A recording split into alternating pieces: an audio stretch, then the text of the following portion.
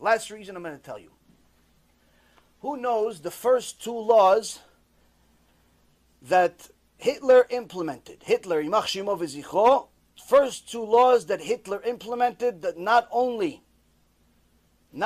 put him in a different status than everybody else for the rest of history, but also made what's called until this day the biggest financial miracle in history. Who knows the first two laws? Before the Nuremberg laws. Before that, we're talking about years before it. Hitler first comes into power. What's the first two laws? Okay, I'll save you the time. Rule number one, no more pornography. No more homosexuality. None of that garbage. Not allowed. Berlin, in the 30s, in the 20s, was the Sodom and Gomorrah of the day. They were the Las Vegas of the day. They were the Sodom and Gomorrah of the day. Homosexuality, pornography, all the bestiality, all the garbage of the world, that was the capital of the world. He outlawed it. You're no longer allowed, closed all the bars, all the gay clubs, all the production, which were all run by Jewish people. Unfortunately. Second rule. What's the second rule? Second rule was, you're not allowed to charge interest. No more interest. Now you would think, why? What does he care about interest? Well, because all the people that had the money, that lent the money out, were Jews. He didn't like it. So he said no more interest. Why? Because of the high interest that the Jews charged people was so high, it ruined, it destroyed the economy in Germany. They destroyed, just like they destroyed Russia a few years before that through their communism over there. Jews destroyed Russia, not Goyim. Jews destroyed. Communism is by Jews. Well, don't let anybody confuse you. You look at history, Karl Marx, all the other Reshaim, they're all Jews. Wicked, but nonetheless Jews. They destroyed Russia, and he wrote in chapter 2 of Mein Kampf, they destroyed Russia, now they're destroying Germany, that's why I have to destroy them. Now, this doesn't make he's right. The point is, that's actually real, true history. Now, he saw that the Jews are controlling the financial system and they're charging such high interest, they destroyed the German economy to the extent that by the time you arrived to go to the store to buy bread, you had to take a whole horse carriage full of money. By the time you arrived at the store, it wasn't enough. Why? Because the inflation rate was so high. The bread became so much more valuable and your money went down. So now he says, what's the cause of this? Because nobody could afford to do anything because the interest rates are so high. So he decided no more interest rates. You're not allowed to charge interest rates. And at that time, the Great Depression was happening around the entire world. Everyone was in a financial collapse. America was a financial collapse. England was a financial collapse. Everybody else was collapsing. Germany collapsed worse than everybody else. But after he passed this law of no more interest, within 6 years, Germany became the leading, wealthiest economy in the world. They called it a financial miracle. Why? They were the only ones that were bold enough to stop interest. This is one of the biggest reasons of why he hated Jews. Because they destroyed the economy because of their greed. Rabotai, it's not making them right. Don't let this confuse you. But this is happening again. The cash advance business right now is destroying the economy in America. Why? Because all of the people that are defaulting, all of the people that are being stolen from, guess who they are? Small businesses. Small businesses are what build economies, not big businesses. Coca-Cola, Apple, Google, Amazon, all those big companies, they're good for business, but they're not the economy. What makes an economy, what makes an economy prosper is when there's small businesses starting and small businesses flourishing, because they are the ones that actually hire the most amount of people. If you have small business grow, your economy grows. You have small business decline, your economy declines. I was in the financial business for 20 years. This is one thing you can't challenge. Now, when you have an industry that their number one objective, directly or indirectly, is to destroy small businesses, guess what? This is happening again.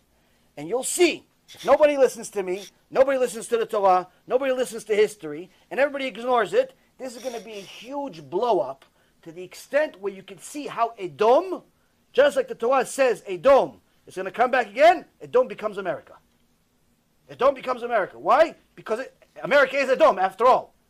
But you'll see what happens. And you'll see that all of a sudden the 6 million Jews that are in America, that feel comfortable, that are sometimes in government, that are sometimes in politics, that are running big businesses, and so on and so forth. Guess what? Same exact thing happened in Germany. We were in politics, we were in business, we were prospering, we were great. In Germany, same exact thing. In Greece, same thing. In Rome, same thing. In Egypt, same thing. But guess what? We get greedy, we get sinful, we become Reshaim. What happens? Hashem says, oh, you want to be Reshaim? I'll punish you. With what? With the same goy that you wanted to become like. And this, Rabotai, is what's happening under our noses. And unfortunately, this, I don't know whether the Gdolim that we have in this world today are unaware or nonchalant. I'm not really sure. All I can tell you is, I've had in my career 5 times, 5, maybe 6 times, where I had a aha moment. Meaning, I saw something, to me was clear as day. I knew this deal was going to work out. I saw a stock, it was $4. I said, this is worth 32. How long? 2, 3, 4 years. It's going to be 32. Sometimes happen faster, sometimes longer. 5 times in my career, certain things like that happened to me, Baruch Hashem. This, for sure, is an aha moment. Unless the government actually, by Chazdei Hashem, by mercy of Hashem, interferes with that industry and completely ruins it, we will see a Holocaust starting from this business. So let me explain to you. I'm an honest person, so I don't beat around the bush. I'm going to tell you things as they are. I was on Wall Street for 16 years. I had my own firm. I know a little bit more about the financial business than any rabbi in the world. Why? I was on Wall Street. Before I was a rabbi, I was on Wall Street. I had a firm, I had a brokerage firm, had a hedge fund, had an insurance company. Baruch Hashem, I was an executive. I was on CNBC. I was on Bloomberg. I was somebody. It wasn't like some guy that worked at Merrill Lynch, made $100,000 a year. You did an $85,000 deal where you lent somebody $85,000. I made $1.6 million for myself in one day. So there's a little bit of experience that came with it to get to that point.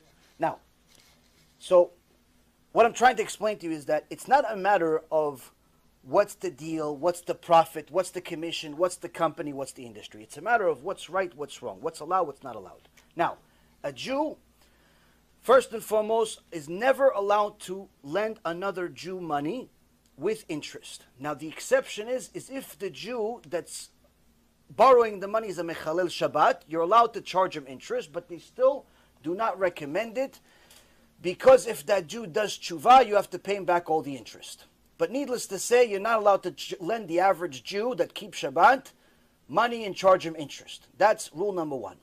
So that means that any Jew that you deal with, even if you don't know he's a Jew, which most likely you'll run into, because sometimes John Cohen is a Jew, John Cohen is not a Jew. So you're not really going to know. It's not on the application to say, Mr. John, are you a Jew or not? You're not allowed, because he'll put you in jail. So you don't know if he's a Jew or not. So that means that every day you have a 50-50 chance of losing Olam Haba. Every day. Who wants to be in such a business? That's number 1. Number 2, even if you only deal with goyim, you're still not allowed to do something called usury. Usury is overcharging and lending money in such a way, or doing business in such a way where it hurts the public.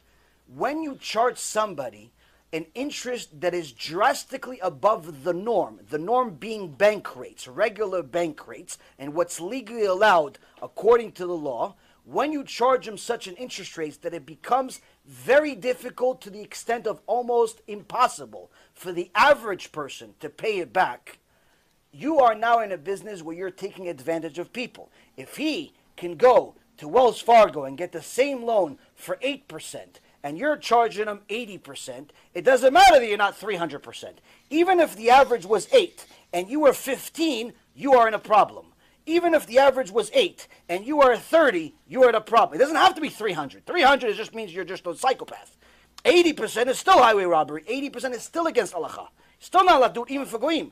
Why? Because it's usury. But even more so than anything else that I've just said, when this is eventually exposed to the public, it will lead every single member that works for these companies, even as a clerk, even not as a broker, a clerk, a secretary, a janitor, works for ABC Lending, that does cash advance when it's officially disclosed to the world, because Hashem is going to do that. Guess what?